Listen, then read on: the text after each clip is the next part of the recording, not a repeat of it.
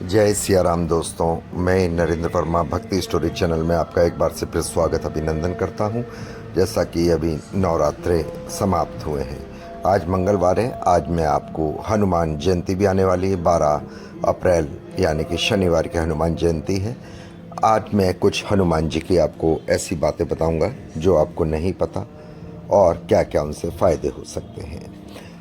जानने से पहले आपसे अनुरोध करूंगा, प्लीज़ प्यारे subscriber and YouTube, please viral my video, please subscribe my video, please share my video and please press views. Valmiki Ramayan के अलावा दुनिया भर की रामायण में हनुमान जी के संबंध में सैकड़ों कथाओं का वर्णन मिलता है। उनके बचपन से लेकर कलयुग तक की हजारों कथाएं हमें पढ़ने को मिलती हैं। हनुमान जी को कलयुग का संकट मोचन देवता है माना गया है। एकमात्र इन्हीं की भक्ति फलदायी है। आओ जानते हैं ऐसी 5 पौराणिक कथाएं। चारों युग प्रताप तुम्हारा। लंका विजय कर अयोध्या लौटने पर श्री राम उन्हें युद्ध में सहायता देने वाले विभीषण, सुग्रीव, अंगद आदि को उपहार के रूप में श्री राम से याचना करते हैं। यावत राम कथा वीर में कहते हैं, अर्थात हे वीर श्री राम, इस पृथ्वी पर जब तक राम कथा प्रचलित है तब तक निसंदेह मेरे प्राण इस शरीर में बसे रहें। और इस पर उन्हें आशीर्वाद देते हुए कहा, राम हे कपिश्रेष्ठ, ऐसा ही होगा, इसमें संदेह नहीं कि संसार में मेरी कथाएं जब तक प्रचलित रहेंगी जब तक तुम्हारी कीर्ति अमित रहेगी। तुम्हारे शरीर में प्राण भी रहेंगे और आप लोगों का कल्याण भी करेंगे। जब तक ये लोग बने रहेंगे तब तक आप पृथ्वी पर चारों युग प्रताप तुम्हारा है प्रसिद्धि जगत उजियारा के नाम से प्रसिद्ध होगा। 2 बार उठाया था संजीवनी पर्वत। एक बार बचपन में ही हनुमान जी ने समुद्र में से संजीवनी पर्वत को देवगुरु बृहस्पति कहने पर अपने पिता के लिए उठा लाते हैं और यह देखकर उनकी माता बहुत भावुक हो जाती है। इसके बाद राम और रावण युद्ध के दौरान जब रावण पुत्र मेघनाथ ने शक्ति बाण का लक्ष्मण पर प्रयोग किया तो लक्ष्मण जी मूर्छित हो गए थे। तजम्मन के कहने पर हनुमान जी संजीवनी बूटी द्रोणाचार्य पर्वत से लाए थे। विभीषण को राम को मिलना। जब हनुमान जी सीता माता को ढूंढते ढूंढते विभीषण के महल में चले गए थे मित्रों, तो विभीषण के महल पर वे राम का चिन्ह अंकित देखकर प्रसन्न हो जाते हैं और वहाँ उनकी मुलाकात विभीषण से होती है। विभीषण उनसे उनका परिचय पूछते हैं तो वे खुद को रघुनाथ का भक्त बताते हैं।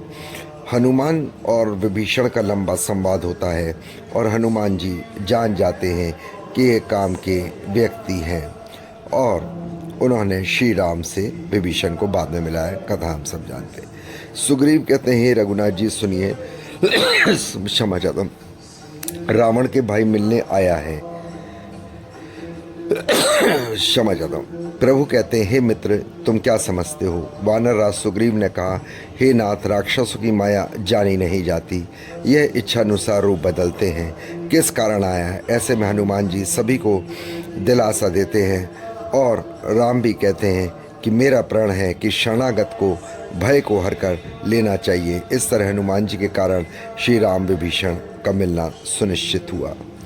सबसे पहले किसने रामायण लिखी? आइए, आप सबके मन में सवाल होगा कि वाल्मीकि जी ने, लेकिन नहीं। शास्त्रों के स्वर्ण विद्वान लोग कहते हैं कि सर्वप्रथम राम कथा हनुमान जी ने लिखी थी। वह भी एक शिला यानी कि चट्टान पर अपने नाखूनों से लिखी थी उन्होंने। और राम कथा वाल्मीकि की रामायण भी से भी पहले ही लिखी गई थी और ये हनुमद रामायण के नाम से प्रसिद्ध है। ये घटना तब की है जब भगवान श्री राम रावण पर विजय प्राप्त करने के बाद अयोध्या आ गए थे और राज करने लगे थे। तब श्री हनुमान जी हिमालय पर चले गए और वहाँ पर अपनी शिव तपस्या के द्वारा शिला पर प्रतिदिन अपने नाखून से रामायण की कथा लिखते थे और स्मरण करते रहते थे। उन्हें आनंद आता था। इस तरह प्रभु श्री राम की अहिंसा को उल्लेख करते हुए हनुमत रामायण की रचना की गई थी। कुछ समय बाद महर्षि वाल्मीकि ने भी वाल्मीकि रामायण लिखी और लिखने के बाद उनके मन में इसे भगवान शंकर को दिखाकर उनको समर्पित करने की इच्छा हुई थी। 5वां, हनुमान और अर्जुन। आनंद रामायण में वर्णन मिलता है कि अर्जुन के रथ पर हनुमान जी के विराजित होने के पीछे भी यही कारण है कि एक बार किसी रामेश्वरम तीर्थ में अर्जुन का हनुमान जी से मिलन हो गया और वहाँ पहली मुलाकात में हनुमान जी से अर्जुन ने कहा, अरे राम और रावण के युद्ध में समय तो आप ही थे। तो ये सारी 5 कथाएं हैं जो मैंने आपको बताई हैं, 5 बातें। आशा करता हूँ ये 5 बातें आपको पसंद आई होगी।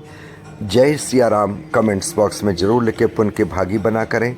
जब भी आप समय मिले आप पूजा करें, नहीं कर सकते तो राम नाम का जाप किया करें। राम राम करने से आपके सारे कार्य सिद्ध होंगे, हनुमान जी प्रसन्न होंगे। और प्लीज़ व्लॉग को लाइक करें, सब्सक्राइब करें, शेयर करें।